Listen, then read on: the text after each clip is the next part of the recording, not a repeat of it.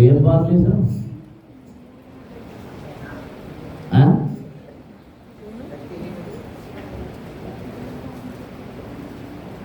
చెప్పండి. యెషయా గ్రంథములో 57వ అధ్యాయమును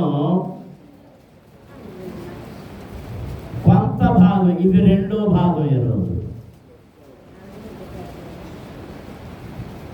మన 18వ వచనం నుండి 21వ వచనం వరకు చదివాం. దానిలో ఏమని చెప్పబడింది? నేను వారి ప్రవర్తనను చూచితిని, వారిని స్వస్థపరచుదును, వారిని నడిపించును, వారిలో దుఃఖించు వారిని వాదార్చుదును. ఎవరిని? అది చెప్పాను. ఎవరిని విన్నారు? అసలు ఎంతమంది విన్నారు? పోయిన వారు వాక్యం చెప్పండి. ఎవరిని? సేవకులు, నీతిమంతులను మొదటి వచనం చదివించిన తర్వాత, నీతిమంతులు నశించిపోవడం చూచి ఎవరును మనసును పెట్టడం లేదు, పట్టించుకోవడం లేదు. ఎవరు నశించిపోవడం చూసి ఎందుకు వారు పట్టించుకోరు? వారు యథార్థముగా ఉందరు, వారు అబద్ధమాడరు, వారు మోసము చేయరు, వారు లోకముతో కలవరు. దేవునికి స్తోత్రం. అందరూ స్తోత్రాలు చెల్లించండి. హల్లెలూయా, హల్లెలూయా. వారు లోక కార్యములు వేటికి వెళ్ళరు. పోయిన ఆదివారం ఇంకా పలసగా ఉంది. మరి రాజు కూడా లేడు. ఇక సంక్రాంతి పండుగకి వెళ్ళిపోయాడు కాబట్టి అక్కడ ఉన్నది అప్పటికి కదా, ఇంకెక్కడికి వెళ్ళాడు అనుకున్నాను నేను. అదే మరి ఆదివారం వచ్చేద్దాం అంటున్నాను కానీ పని అవ్వలేదు. అది పని అవ్వదు, అవునే అవ్వదు.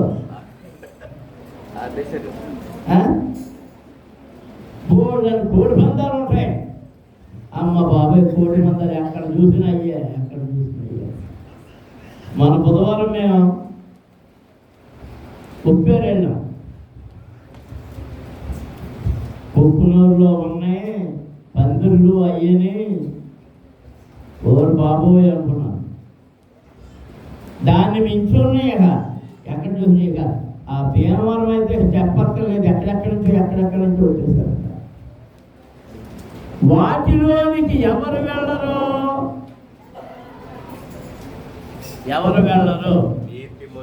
చెప్పలే. నీతిమంతులు వాటిని మనస్సులో పెట్టరు, వాటి జోలక్కర్లే. అది గుంటాట్లోనే, కోతాట్లోనే ఏ ఆటలంట. ఇంకా ఏంటో చెప్పండి. నవదీప్ అదే ఆడికి వెళ్ళకపోతే ఆడికి వెళ్ళినా నీకు ఆగుతుందా? ఆడి వెళ్ళలేంటి? అది తెలుసు నీకు తెలవు. నువ్వు చెప్పాలనుకుంటున్నావు. ఆడికి తెలిసిందని నీకు నాకు తెలవు. ఒరే అట్లా ఏమో పోటీలో ఏమంటాయి? పని పోటీ నేను ఆమె తీసుకొస్తాను.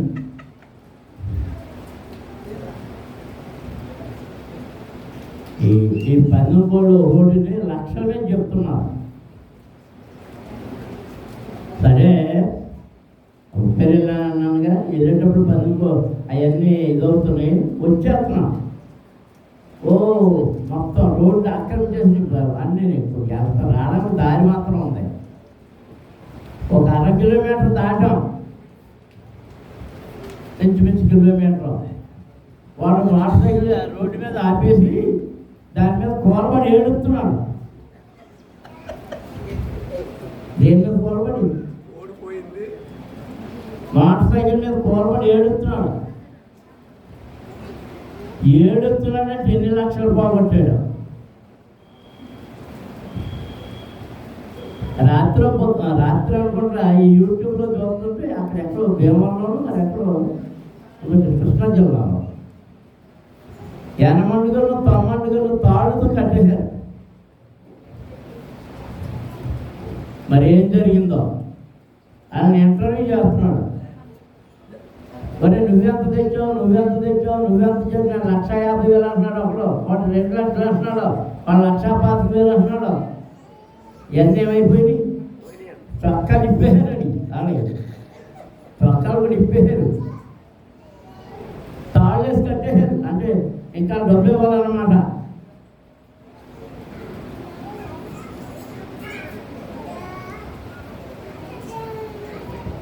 వాళ్ళని చూసి నీతిమంతులు ఏం చెప్తారు? రే అలాంటి చోటకి వెళ్ళొద్దురా అంటారు. నీకేం పని రాక అంటే నీతిమంతుడు వీళ్ళ దృష్టికి ఎలా ఉంటాడు? అసహ్యంగా కనబడతాడు. నీతిమంతుడు వాడి దృష్టికి అసహ్యంగా కనబడతాడు. వారి మాటలు రంపపు కోతల్లా ఉంటాయి, బాణం ముడుకుల్లా కనబడతాయి. అంచేత వాళ్ళ వైపు వెళ్ళరు.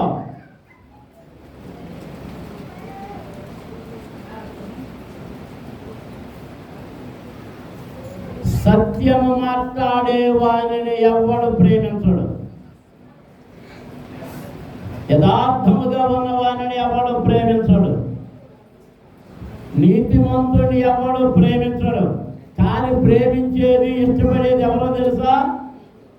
పరలోకమందున్న దేవాది దేవుడు. నీతిమంతునికి కలుగు ఆపదలు అనేకములు. భక్తిహీనుడు వారికి కష్టం కలిగింపజేస్తారు, వారిని నిందిస్తారు, వారిని బాధ పెడతారు, వారిని కొడతారు, వారిని తిడతారు. దేవుడికి స్తోత్రం. ఇది ఎందుకు బాగున్నాడు? అన్నిసార్లు తిరిగండి బయటికి లోపలికి. ఎందుకు నువ్వు ఎక్కడికి వచ్చుకోవచ్చు, అక్కడేం చేస్తున్నావు? నువ్వు ఎక్కడికి రాలా? నువ్వు మగ పురుషుడు కదా, ఎక్కడికి రా.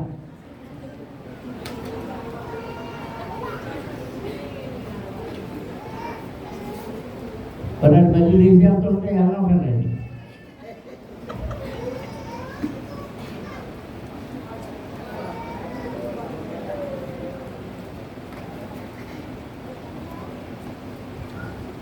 నీతిమంతులు కష్టములు ఉన్నప్పుడు, బాధలు ఉన్నప్పుడు, వేదనలు ఉన్నప్పుడు, శ్రమలు ఉన్నప్పుడు ఎవరు చూచారట?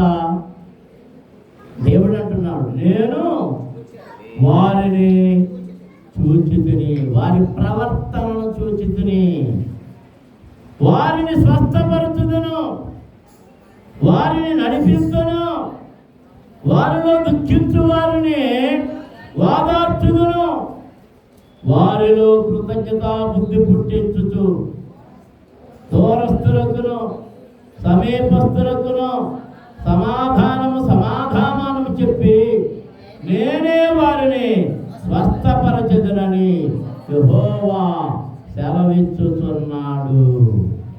దేవునికి స్తోత్రం. హల్లెలూయా, హల్లెలూయా.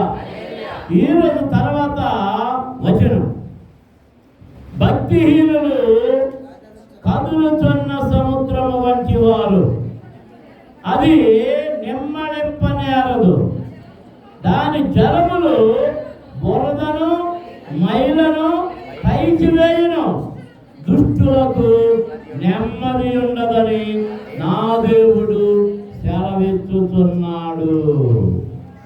దేవునికి స్తోత్రం. హల్లెలూయా, హల్లెలూయా, హల్లెలూయా. భక్తిహీనులు ఎలాంటి వారట?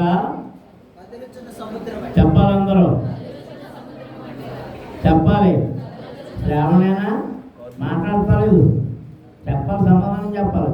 భక్తిహీనులు ఎలాంటి వారు? చెప్తారు, ఈ పెద్దవాళ్ళు చదువుతారు. చెప్పండి,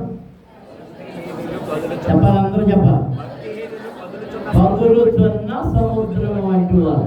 సముద్రం కదలడం ఏంటి? సముద్రం ఎప్పుడు కదులుతుందో తెలుసా?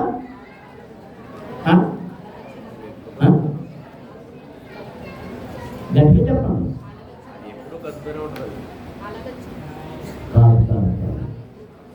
అలలు మామూలే,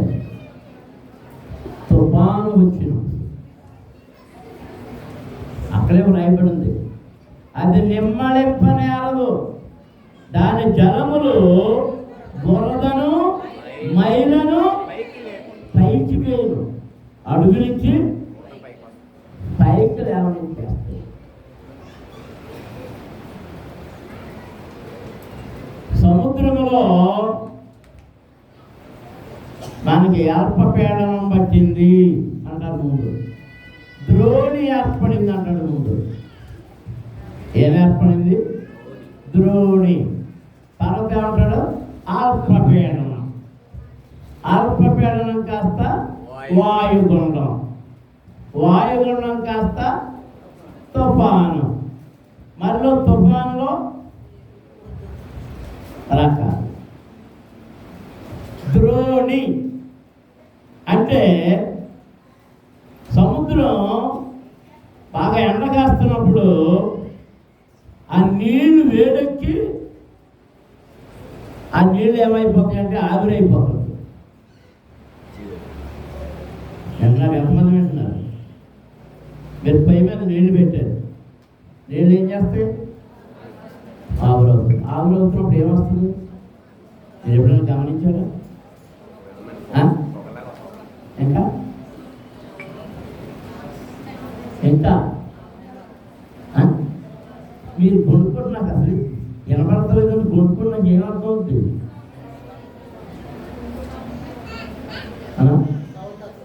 గట్టి మాట్లాడమ్మా. మసులుతున్న శబ్దం. ఏ శబ్దం? మసులుతున్నప్పుడు ఎప్పుడైనా మొత్తం తీసి చూసారా?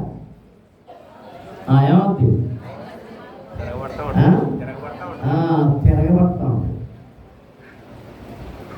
అంటే వేడి నీళ్ళు పైకి వస్తుంటే చాలా నీళ్ళు లోపలికి వెళ్ళిపోతుంది, పైకి వస్తుంటే చాలా నీళ్ళు లోపలికి వెళ్ళిపోతుంది. ఎందుకంటే చల్లటి నీళ్లు బరువు ఎక్కువ. నీళ్లు వేడెక్కే కొద్దీ ఆవిరిగా మారిపోయి పైకి వెళ్ళిపోతుంటుంది. ఈ చల్లటి నీళ్లు కిందకి వెళ్ళిపోతుంటాయి. అది సుడిగుండంలో ఏర్పడుతుంది. దాన్ని ముందు ద్రోణి అన్నారు, పైకి రావడం ఇచ్చేసినప్పుడు. సుడిగుండం ఏర్పడిన దాన్ని వాయుగుండం. వాయుగుండం ఏర్పడినప్పుడు ఏం చేస్తుంది? గిరా గిరా తిరుగుతూ ఆ సముద్రం యొక్క అడుగున ఉన్నటువంటి ఏమేమి బయట పెడతాడ? మైలను బురద. ఏమేమి పెడితే? మైలను బురద. భక్తిహీనులు కదులుచున్న సముద్రం వంటి వారు కదా. ఆ సముద్రం దగ్గరకు కానీ చల్లటి నీతిమంతులు కానీ వెళితే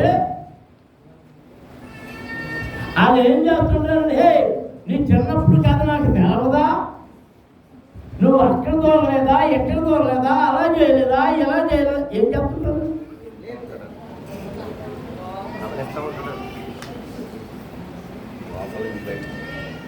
నువ్వు భక్తిపరుడు అన్నావు, ఇప్పుడు అది ఇంట్లో అది ఎత్తుకుపోలేదా అంటే ఏం చేస్తున్నారు? మైలను బురద. ఈ మైల బురద ప్రభు ఏం చేశాడు? పైకి లేపాడా? నీతిమంతులుగా ఎలా మార్చబడ్డారంటే ఆ మైలను బురదను ఆయన రక్తం శుద్ధి చేసింది కనుక మీరు ఏమైపోయారు? నీతిమంతులైపోయారు. ఒకప్పుడు వీడు వాడు కలిసి తిరిగారు, ఇప్పుడు తిరగడం లేదు. అప్పుడు ఏమన్నాడు తెలుసా? ఒరే నువ్వు నాకంటే 2 గ్లాసులు ఎక్కువ తాగేవాడు కదా. ఇప్పుడు భక్తి వచ్చేసిందా? అంత నీదా? హేళన హేళన హేళన. దేవునికి స్తోత్రం. అందరూ స్తోత్రాలు చెల్లించుదా? అందరు గట్టిగా స్తోత్రాలు చెల్లించాలి. హల్లెలూయా హల్లెలూయా. భక్తిహీనులు ఎలాంటి వారు చెప్పాలందరూ? కదులుతున్న సముద్రం. ఈ తుఫాను ప్రారంభమైనప్పుడు ముందు హెచ్చరిక ఎవరితో తెలుసా? జాలరులకు. మీరు వేటకి వెళ్ళొద్దు,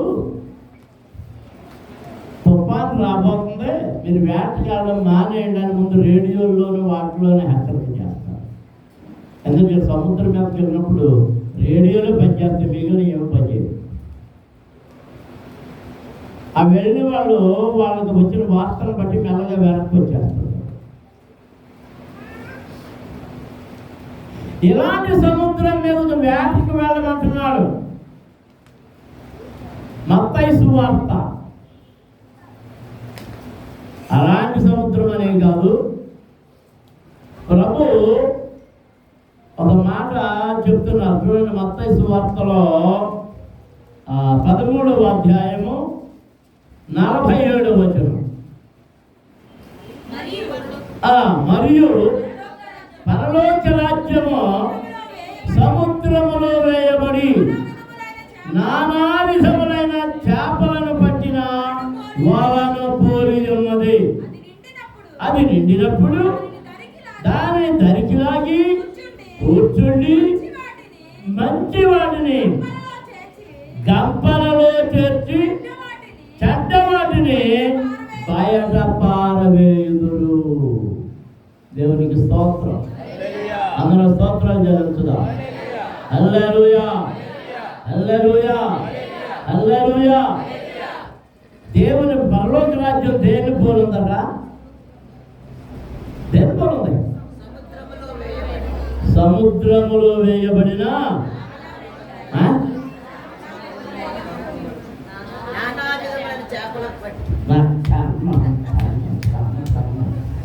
సముద్రంలో నానా జలాలా? నానా విధమైన చేపలు ఏం వేయబడిందని అడిగింది. వలను పోలేదు. దేవుని వాక్యము వల, దేవుని వాక్యము వల. ఆ వాక్యాన్ని విసిరినప్పుడు ఆ వలలోనికి వస్తే ప్రభు బాప్తిజం పొందిన తర్వాత ఆ యోర్దాను నదీ తీరాన్న వెళ్తా ఉన్నప్పుడు ఎవరు చూశాడట? అది కూడా దేవ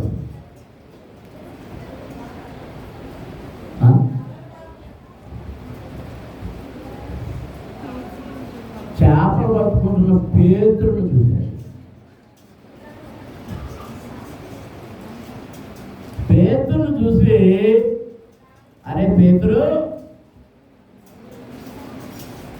నువ్వు చేపలు పట్టుకుంటున్నావు కానీ నిన్ను మనుషులను పట్టు జాలరిగా చేస్తాను. నువ్వు నా వెనక వచ్చేయాలి. మీరు జాగ్రత్తగా గమనించాలి. ముందు చేపలు పట్టే వాళ్ళని చూసి రమ్మన్నాడు, చేపలు పట్టుకుంటున్నవాడు. ఆ తర్వాత ఎవరు చూశాడంటే వలలు బాగు చేసుకుంటున్న వాడిని చూశాడు. వాళ్ళు కూడా ఏమన్నా మీరు వచ్చేయండి రా అన్నాడు. వాళ్ళు తమ తండ్రిని వలలను నావలను విడిచిపెట్టి ప్రభువును వెంబడించాడు. వాళ్ళతో చేపలు పడుతున్న వాడిని పిలిచాడు. పట్టేసి వచ్చి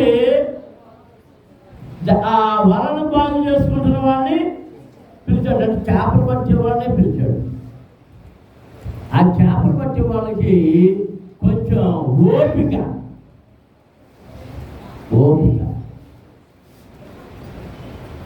వాళ్ళతో ఒక మాట చెప్పాడు, నేను మిమ్మలను మనుషులను పట్టు జాలరులుగా చేస్తాను. దేవునికి స్తోత్రం. హల్లెలూయా. ప్రభు పరలోక రాజ్యాన్ని దేంతో పోలుస్తున్నాడు? పరలోక రాజ్యాన్ని దేంతో పోలుస్తున్నాడు? అక్కడ ఏముంది?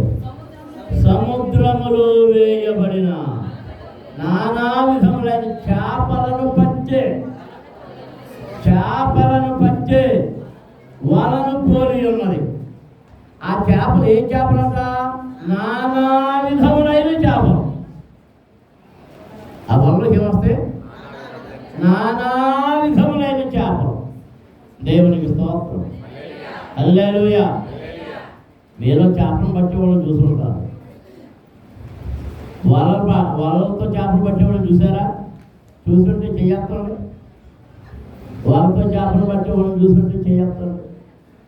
మంచిది. మరి మీరు ఏం చూసారు? కాలంలో వాళ్ళు వేసేవాళ్ళు చూసాడు. కాలంలో వేసిన ఐదు చిన్న బాగుంది. నేను మామూలుతో పట్టిన ఆ మామూలుని చూశాను, ఆ కప్పని చూశాను.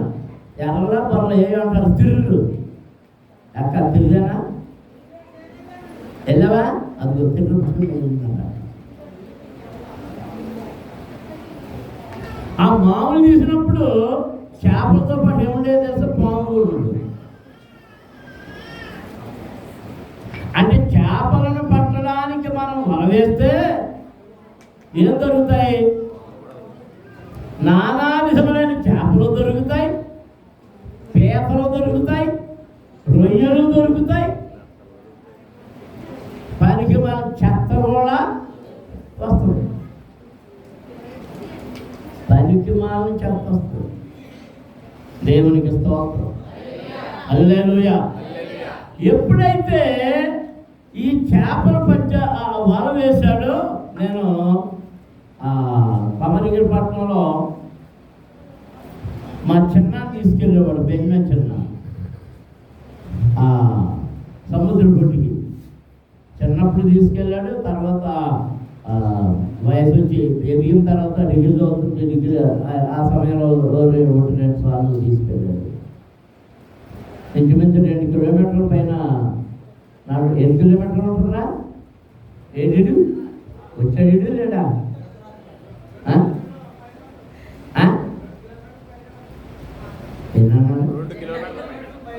అక్కడ ఏంటి మాకు ఈ చెట్ల మధ్యలో వెళ్ళేవాళ్ళం. ఏంటి జీడి మామిడి చెట్టు, జీడి మామిడి తోటలు అవి ఉండేవి. ఆ జీడి మామిడి తోటలోంచి నడుపుకుంటా ఇంకా ఆ సర్వే తోటలు అవన్నీ వెళితే అక్కడ నామలన్నీ వచ్చేసింది. పొద్దున్నే 9 అయ్యేటప్పటికి ఆ నామలు వచ్చి, అంటే వీళ్ళు ఎప్పుడు పట్టారు చేపలు? చెప్పండి, చేపలు ఎప్పుడు పట్టారు? రాత్రంతా అయ్యో శ్రేమ ఎప్పుడు పట్టారు అని గోదావరిలో కూడా రాత్రులు పడతారు. ఎలా చూసి ఆ నామల మీద దీపం గుడ్లు కనపడుతుంది, లాంతర్లు కనపడుతుంది. కొన్నిసార్లు లాంతర్ల దగ్గర పెట్టి వేటాడుతుంటారు. అని అడుగుతారు, చెప్పిందంటే రొయ్యలు పడతాయి అంట. ఆ లాంతర్ వెలికి ఆ రొయ్య వస్తుందంట. మరి ఎంతవరకు నాకు అది తెలవదు. అంతే. ఇప్పుడు దేవుని వాక్యము అనే వల ఈ సముద్రం మీద వేస్తే నానా రకములైన చేపలు దొరుకుతున్నాయి. ఏం దొరుకుతున్నాయి? ఆ వల లాగినప్పుడు ఆ వల వచ్చిన తర్వాత అన్నీ ఒక కంపలో వేస్తాడా? అక్కడ చదవండి, అక్కడ చదవండి. దానిని దరికిలాగి ఏం చేశాడు? ఏం చేశాడు? కూర్చుండి మంచి వాటిని ఏంటి 1, 2, 3 ఎన్ని గంపలు? ఇది నా ప్రశ్న. రకానికో గంప.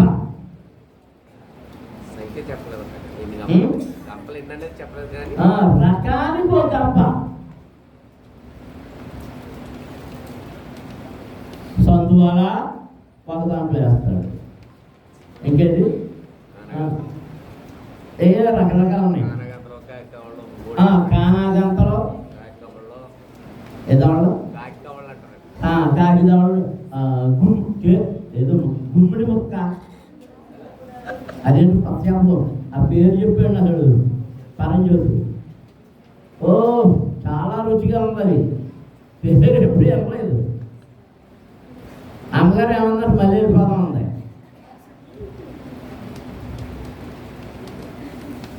మొన్న జాన్సంద్రం గారిలోకి వెళ్ళినప్పుడు మళ్ళీ అక్కడ ఉంది, మళ్ళీ అంటే మళ్ళీ వెళ్దాం ఉంటుంది. అవును, ఎందుకు ఏం చెప్పదు? సముద్రములో దొరికిన చేపలు. ఈసారి మేరేమన్నా తీసుకెళ్ళి చూస్తుంది మీరు మొత్తం, లేదా మొత్తం మీరు యానేస్కి వెళ్ళిపోండి. దండయాత్ర ఎత్తులేండి ఆ సంతలో. అయ్యో వెళ్ళారా? ఆల్రెడీ వెళ్ళొచ్చారా రాజా? ఆల్రెడీ వెళ్ళొచ్చారు. మనమైతే ఎక్కడ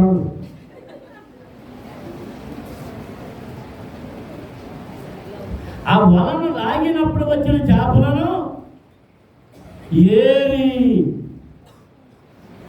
మంచి వాటిని గంపలలోనికి, రకరకాల చేపలు ఉంటాయి, సందువాలు ఉంటాయి, అంటే షార్క్, దాన్ని ఏమంటారు, స్వర చేపలు ఉంటాయి, స్వర పియ్య అంటారు. అయ్యేంటో కేక్ చేపలు, కేక్ చేపలు ఉంటుంది. దానికి తోకంత పొడుగు ఉంటాయి, గుండ్రంగా ఉంటాయి. దాని తోకలో పట్టుకొచ్చేవాళ్ళం. చాలా కాలం ఆ తాటి ఇంట్లో ఉన్నప్పుడు ఆ సూర్యులో పెట్టించారు. దాంతో కొడుతానంటే మనిషి కొద్ది రోజులు ఎండిపోతానంటాడు. నేను మొన్న అనుకున్నాను, లావంటోళ్ళు అన్నం దీంతో కొడితే లావు తగ్గిపోతారు కదా.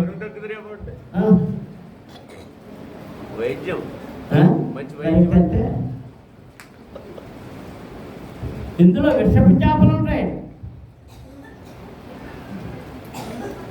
వీటన్నింటినీ ఒక్కొక్క గంపలో వాటి జాతుల ప్రకారంగా పెట్టి అమ్మగారిని పెడతారు. ఇప్పుడు మనకి మట్టగడ్డలు, దొంతులు ఇవన్నీ కలిపి చెప్తారు. అప్పుడప్పుడు మా ఆవిడ వండితే నేను ఇసుకుంటూ ఉంటాను, కలిపి వండేస్తుంటాయి. మట్టగడ్డలే, దొంతులే, గుమ్మడాయలే, అంటే ఏం చెప్పాలి? ఈ పేర్లని మర్చిపోయారు.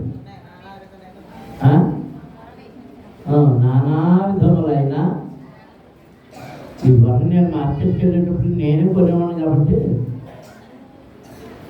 అది శంకు తీసి ఎలా చూడాలో నేర్పింది మా అమ్మ. మా పాత్రకి ఏమి రావు, కొనుక్కొచ్చారు, తెచ్చేవాడు.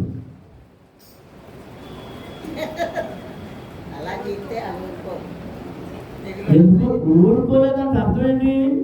అది ఐసులో చేపని. ఆ శంకు విడదీసినప్పుడు ఈ మధ్యన ఏం చేస్తున్నారంటే ఆ ఒప్పుకోలేదని ఆ కుక్క రాసేస్తున్నారు. ఆ కుంకుమ ఆ ఎర్ర రంగులు పట్టుకొచ్చి పారేస్తున్నారు.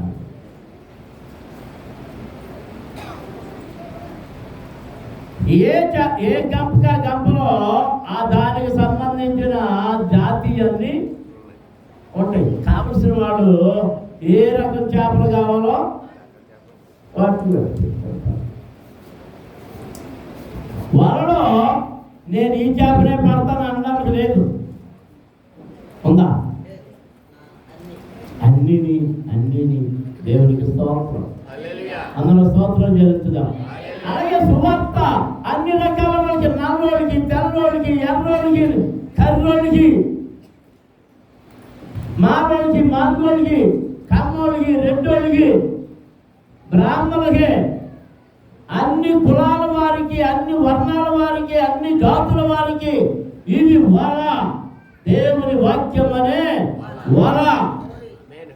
దేవునికి స్తోత్రం. హల్లెలూయా. వల వేసినప్పుడు వలలో చెక్కని వాళ్ళు కొంతమంది ఉన్నారు. లూకా సువార్త 14వ అధ్యాయంలోనికి వెళ్దాం.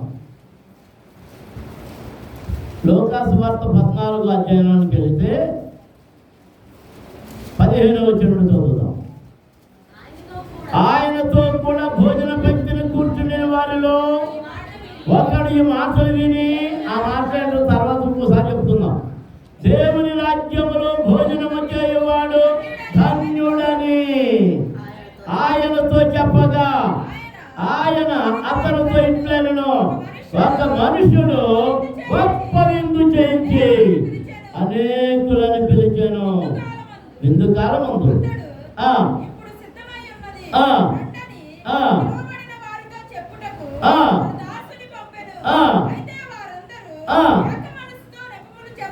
ఏం చేసి మొదలుపెట్టారట చెప్పాలి. యాక మనసుతో నెపాలు చెప్పడం, వంకలు చెప్పడం. పొత్తు ప్రార్థన చేస్తే మీరు ఎలా వంకలు చెప్తున్నారో, వంకలు చెప్పడానికి యాక మనసు కలిగి ఉన్నారు. యాక మనసుతో వంకలు చెప్పినప్పుడు చెప్పసాగిరి. ఆ వంకలన్నీ అయిపోయాడు. ఇంతకుముందు మీరు విన్నదే కనుక ఒకడేమో పొలం కొనుక్కున్నాడు, ఒకడేమో ఎడ్లు కొనుక్కున్నాడు, ఒకడేమో పెళ్లి చేసుకున్నా ఉన్నాడు. 27వ వచనం చదువుదాం. అప్పుడు ఆ దాసుడు తిరిగి వచ్చి ఈ మాటలు తన యజమానుడికి తెలియజేయగా కోపపడి, నీవు త్వరగా పట్టపు వీధులలోనికి సందులలోనికి వెళ్ళి పేదలను, అంగహీనులను, కుంటివారిని, గుడ్డివారిని ఇక్కడకు తీసుకుని రమ్మని అతనితో ఆ దాసునితో చెప్పాను. అంతర్దాసుడు, ప్రభువా నీవు ఆజ్ఞాపించినట్టు చేసింది కానీ ఇంకను చోటున్నదని చెప్పాను. అందుకు యజమానుడు, నా ఇల్లు నిండినట్లు నీవు రాజమార్గములలోనికి కంచెలలోనికి వెళ్ళి లోపలికి వచ్చుటకు అక్కడ వారిని బలవంతము చేయుము. దేవునికి స్తోత్రం. అందులో స్తోత్రం జరుగుతుంది. హల్లెలూయా, హల్లెలూయా. పిలవబడిన వారు వంకలు చెప్పారు. ఇంకా విందులో స్థానం లేదు. ఇప్పుడు ఎవరిని తీసుకురమ్మంటున్నాడు? త్వరగా పట్టణపు వీధులలోనికి సందుల్లోనికి వెళ్ళి పేదలను, అంగహీనులను, కుంటివారిని, గుడ్డివారిని ఇక్కడికే తీసుకొని రా. దేవునికి స్తోత్రం. అందరూ స్తోత్రం జరుగుతున్నారు. హల్లెలూయా, హల్లెలూయా. ఏ కుంటివారు, ఏ గుడ్డివారు, ఏ పేదవారు, ఏ అంగహీనులు ప్రజల చేత తృణీకరించబడిన వారు. వీరికి ఇల్లు లేవు, ఆశ్రయ స్థానాలు లేవు. వీళ్ళు ఎక్కడున్నారట? ఎక్కడున్నారు? అక్కడ ఉంటారు. వీధుల్లో ఉన్నారు, రాజవీధుల్లో ఉన్నారు, సొంతల్లో ఉన్నారు, ఇక్కడ ఉన్నారు. కంచెలలో. కంచెల్లో ఉండవేంటి? కంచెలో ఎందుకున్నారు? నీడ కోసం. ఆ చిన్న కంచె చాటున ఆ నీడలో ఉన్నారు. ఆశ్రయము లేని వారు, ఆశ్రయము లేని వారు, ఆదరణ లేని వారు. ఎరుక పట్టణంలో యేసు ప్రభు వెళుతూ ఉంటే ఎవడు విన్నాడో ఆయన వెళ్తున్నాడని? గుడ్డివాడు, గుడ్డివాడు ఏం చేస్తున్నాడు? భిక్ష అడుక్కుంటున్నాడు. ఏం చేస్తున్నాడు? భిక్ష అడుక్కుంటున్నాడు. ఎప్పుడైతే ప్రభు మార్గంలో వెళ్తున్నాడో జనం పరుగులు వెళ్తున్నారు. అప్పుడు ఏంటి హడావుడేంటి, హడావుడేంటి అని అందరిని అడుగుతున్నాడు. అప్పుడు అన్నాడు, అయ్యా ఒరే, నజరుడైన యేసు ఈ దారికి వస్తున్నాడు. వచ్చేస్తున్నాడా? ఎటు వస్తున్నాడు? ఈ దారిలోనే వస్తున్నాడు రా. అడే దారిలో కూర్చున్నాడు సరిగ్గా? ప్రభు వెళ్ళే దారిలో. నువ్వు ఆయన వెళ్ళే దారిలోనే ఉన్నావు. నువ్వు ఆయన వెళ్ళే దారి, నువ్వున్న దారిలోనే ఆయన నడుస్తున్నాడు. నువ్వు గుర్తుపట్టాలి. ఆ గుడ్డివాడికి చెప్పబడింది ప్రభు ఈ దారిలో వస్తున్నాడని. ఆ చప్పుడు వినగానే, ప్రభు దగ్గరకు వచ్చాడు అనగానే వీడేమి కేకలు వేస్తున్నాడు తెలుసా? దావీదు కుమారుడా, దావీదు కుమారుడా, నన్ను కరుణించు. దేవునికి స్తోత్రం. స్తోత్రం జరుగుతుంది. హల్లెలూయా. నీవు వెళ్ళే మార్గము, నీవు కూర్చున్న మార్గములో ఆయన ఎందుకు వెళుతున్నాడు తెలుసా? నిన్ను పట్టుకోవడం కోసమే, నీకు సహాయం చేయడం కోసమే, నిన్ను ఆదరించడం కోసమే, నీకు బలం ఇవ్వడం కోసమే, నిన్ను దర్శించడం కోసమే, నిన్ను స్వస్థపరచడం కోసమే, నీకు ఊతం ఇవ్వడం కోసమే. దేవునికి స్తోత్రం. హల్లెలూయా, హల్లెలూయా. అందరూ స్తోత్రాలు జరుగుతుందా? హల్లెలూయా, హల్లెలూయా, హల్లెలూయా. నేను మనం గమనించవలసింది ఏంటంటే, ఆయన చేసే విందులో పాలు పొందడానికి పిలవమని మన దగ్గరకు ఎవరు పంపుతున్నాడు? ఎవరు పంపుతున్నాడు? దాసులను. ఎవరిని? తన దాసులను పంపుతున్నాడు, సేవకులను పంపుతున్నాడు. దేవునికి స్తోత్రం. ముందు ఎవరి దగ్గరికి పంపాడు?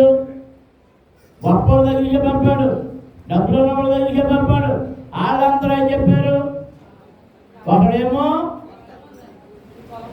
పొలం కొనుక్కున్నాను, ఇంకొకడేమో నా వ్యవసాయానికి ఎడ్లు కొనుక్కున్నా అన్నాడు, ఇంకొకడేమో పెళ్లి చేసుకున్నానయ్యా మా ఆవిడ ఏమని ఇవ్వదు అన్నాడు. మరి నువ్వేం చెప్తున్నావు? ఏం చెప్తున్నారమ్మా? మీ ఫ్రెండ్స్ ఇద్దరు ఏం చెప్తారు?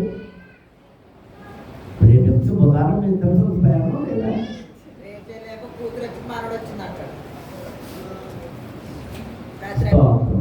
ఈవిడేమో ఏదో చెప్తుంది కదా, ఏదో చెప్పింది సాక్షి నాకు అర్థం లేదు. ఏదో పొద్దుందో ఏదో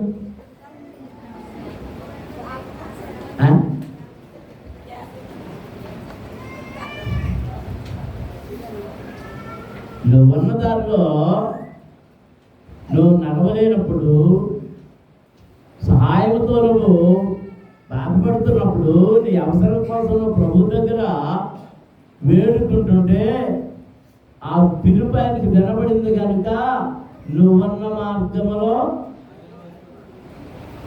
ఆయన వస్తున్నాడు. నమ్మిన వారికి స్తోత్రం చేయాలి. హల్లెలూయా, హల్లెలూయా. ఎంత గొప్ప దేవుని మనం కలుగున్నాము, ఎంత ప్రేమ కలిగిన దేవుడు ఆయన. ఆయన మనల్ని విడిచిపెట్టే దేవుడు కాదు. నీ ప్రార్థన ఆయన వినలేదనుకుంటున్నావేమో.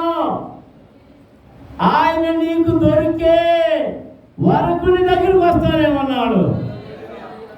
ఆయన నీకు దొరుకు కాలమునందు ఆయనను వెదకాలి, వెదకాలి. దేవునికి స్తోత్రం. హల్లెలూయా, హల్లెలూయా. నీవు కానరాక ఉన్నందు చేత నీ ప్రక్క నుంచే వెళ్తున్నాడు. ఆ శబ్దం వినబడి నువ్వు ఆయన నడక శబ్దం చప్పుడు విని, ప్రజలందరూ కూడుకొని విని ఇది ఏంటి అని అడిగితే ఆయన వస్తున్నాడని నీకు అర్థమవుతుంది. దేవునికి స్తోత్రం. ఈ గుడ్డుడు అడిగాడా లేదా? ఈ గుడ్డుడు ఏమనుకున్నాడంటే, ఇంతమంది వస్తున్నారు కదా, నా గోల్డ్ డబ్బులు వస్తాయి అనుకున్నాడు వచ్చు. కానీ వీళ్ళకి కొంతమందికి ఈ కళ్ళు కనబడినోళ్ళు, చెవులు కనబడినోళ్ళు, మాట్లాడినోళ్ళకి తెలివితేటలు ఎక్కువ, యుక్తి ఎక్కువ. చేత వీడు ఏమంటున్నాడు, ఏంటి అడావుడు ఏంటి, ఎందుకు ఎక్కడికి పరుగులాడుతున్నారు జనం అని అడుగుతున్నాడు. వాడికి తెలిసిన ఇన్ఫర్మేషన్ ఏంటంటే, రోగులను బాగు చేయువాడైన యేసు రోగులను బాగు చేయువాడా.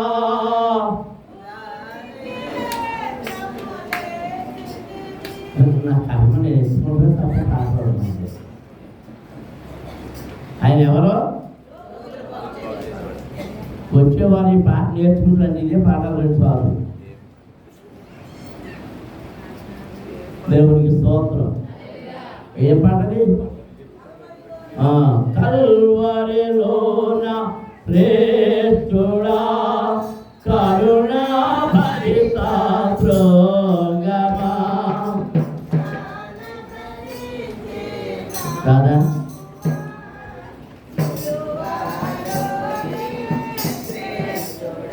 మీకు రాఘబాబు గారి పాటలు అయ్యి వచ్చా లేకపోతే శ్రీవంతన్ పాటలు వాళ్ళు ఈ మధ్య వచ్చారండి.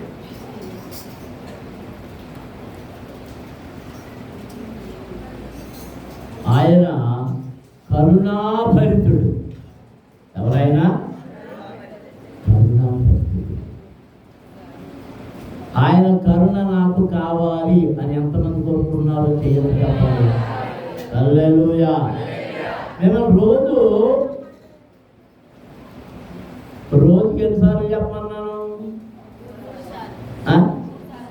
3 సార్లు, 7 సార్లు చెప్పండి. రోజుకి 7 సార్లు చెప్పండి. ఏంటది? ఆయన కృప నిరంతరం అర్థం చెప్తున్నారా? చెప్పండి అందరూ. 118వ కీర్తనలో మొదటి మాట అదే, యెహోవా దయాళుడు, ఆయన కృప నిరంతరం. దేవునికి స్తోత్రం.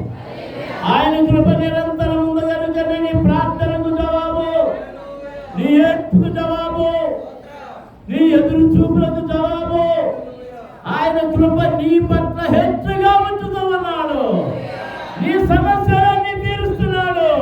నీ ప్రార్థనలకు జవాబిస్తున్నాడు. ఆఖరి కళ్ళు మూసుకోవడం స్తోత్రం జరుగుతున్నాం. హల్లెలూయా, హల్లెలూయా. ఆయన వాక్యం అనే మన చేత పట్టబడిన నీవు ఏ చేపమైనా, ముళ్ళ చేపమైనా, ముల్లంగి చేపమైనా, ఇతరులను కుట్టే చేపమైనా ఆయన వలలో చిక్కితే పరలోక రాజ్యము నీదే. పరలోక రాజ్యము నీదే. పరలోక రాజ్యము నీవు కావాలంటే